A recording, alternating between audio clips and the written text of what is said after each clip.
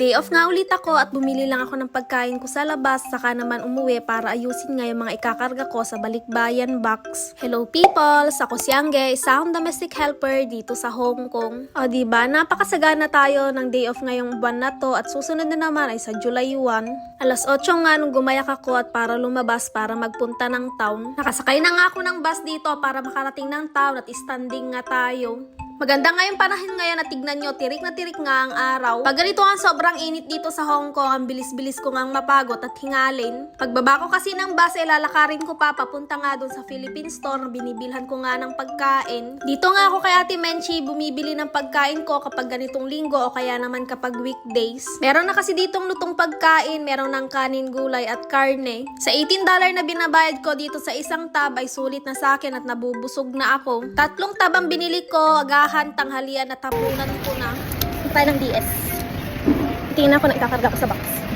After ko naman bumili ng pagkain ko kay Ate Menchi ay maglalakad lang ako papunta dito sa may DS para nga tumingin ulit ng ikakarga ko at idadagdag ko sa pangbalikbayan box. Para naman sa mga ikakarga ko sa balikbayan box ay hindi ko to binibili ng isang bagsakan lang. Kung may side hustle pa nga ako ay weekly nga akong bumibili ng pangkarga ko. Since galing ako sa bakasyon at wala akong extra gawa nga ng naging pasukan nga ay bumili rin ako ng gamit ng anak ko. Kaya naman paunti-unti lang ang pagbili ko. Meron naman na akong mga nabili noon pero nabawasan nga to nung umuwi ako dahil ikinarga ko nga sa luggage ko para pampasalubong. Alam nyo, sa 2 taon ko nga dito sa Hong Kong, kung maisesend ko nga tong box ko, ito ang kauna-unahang box na maipapadala ko sa Pilipinas. Yung unang box ko sinon ay hindi nga nakarating sa amin. Kaya sana ngayon ay makarating to ng maayos at kumpleto sa amin. Anyway, umakyat na nga ako sa taas pagkatapos ko nga kumuha ng tsaa. Bibilan ko kasi yung kapatid kong pangatlo at yung mama ko ng tsaa para pwede yun sa kanila. Nakalimutan ko kasi yung listahan ko kaya naman umakyat ako dito sa 2nd floor para magtingin na pwede kong bilhin. Kumpleto ko na nga yung ganitong spam na nakuha ko noon pero magdadagdag ako at syempre bibigyan ko rin yung mga kakilala ko. Tinitignan ko nga rin yung expiry date niya kasi baka mamaya abutan nga ng expire, sayang naman kung hindi makakain. Sabi ng iba ay bakit pa nga daw magsesend na mga ganyan sa Pilipinas, meron din naman nabibili doon. Pero alam nyo ba, iba kasi sa pakiramdam, iba nga yung feeling kapag nakakatanggap ka ng ganito galing sa ibang bansa.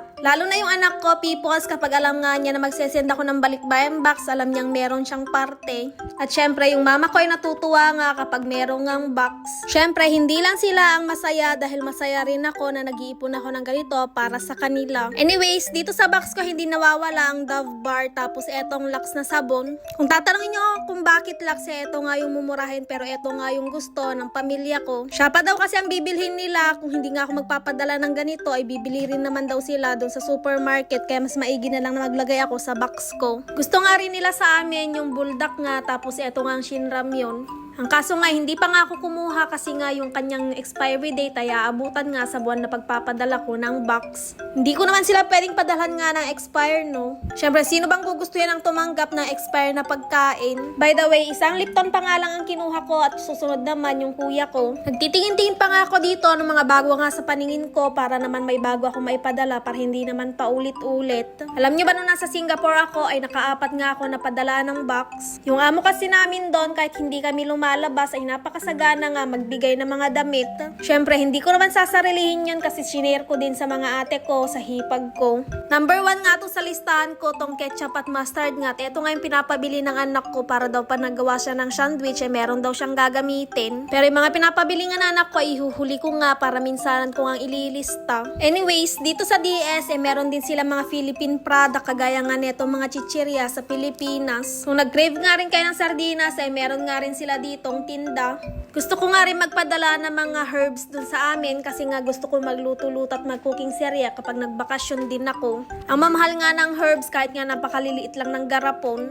Wala na nga rin naman na akong bibilhin at hindi ko nga pwedeng isagad dahil kailangan ko rin magtira para sa sarili ko. Kaya naman nagpunta na ako dito sa may cashier para magbayad at ang bill ko nga ay 174. Sa 174 na yon ay meron na nga akong 8 na items. Nakabili ako dito ng 3 sabon, 4 na delata at 1 tsaa.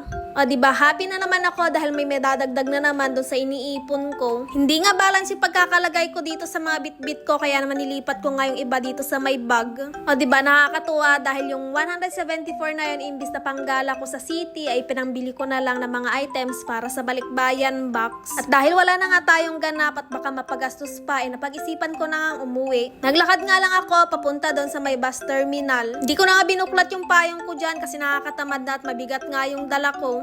Malapit na lang din naman na ang lalakarin ko. Sakto nga yung dating ko dahil nilinis pa nila yung loob ng bus at hindi pa nga nakaalis. Hindi naman ako nagantay ng matagal dahil nakasakay din naman kaagad ako. Sa may pangalawang stop lang tayo kaya naman hindi na ako upo dahil 299X nga yung sinakyan ko. Fast forward na nga at nakababa na ako ng bus at dito na nga ako paakyat sa bahay. Sobrang nga yung hingal ko dyan at nakakapagod gawa nga nung pataas papunta dun sa bahay. Pagdating ko nga dito sa may tapat ng gate, akala ko nga ay naiwan ko nga yung susi sa loob. Pag ganitong Sunday kasi wala nga yung mag-asawa at si Bunso nga lang ang meron pero nakatulog pa yun at nahiya naman akong tawagan. Buti na lang tagat na isabit nga lang dun sa loob ng payong ko. News ko naman nakakahiya naman mang-istorbo sa kanila kapag ganun nga na naiwan ko yung susi ko. And finally, nakarating na nga ako dito sa loob ng bahay at tinawagan ko na nga agad yung partner ko at bago ko nga ayusin yung ikakarga ko dun sa may box ko ay kakain nga muna ko dahil wala pa nga akong kain simula kaninang umaga. Namili nga lang ako dito sa tatlong binili ko kung ano nga ang unahin ko at eto nga ang napusuan ko, tong ampalaya na maitlog tapos etong igado. Pagkatapos kong enjoyin yung pagkain ko ay nagsimula na nga ako mag-ayos at ibinaba ko na nga tong luggage ko na dito ko nilalagay at iniipon yung mga nabibili ko. Pero masyadong mahaba na nga etong vlog kaya dito ko naman puputulan at i-update ko na nga lang kayo kapag napuno ko na yung balikbayan box ko. Yun lang muna for today's video. Thank you for watching. Bye!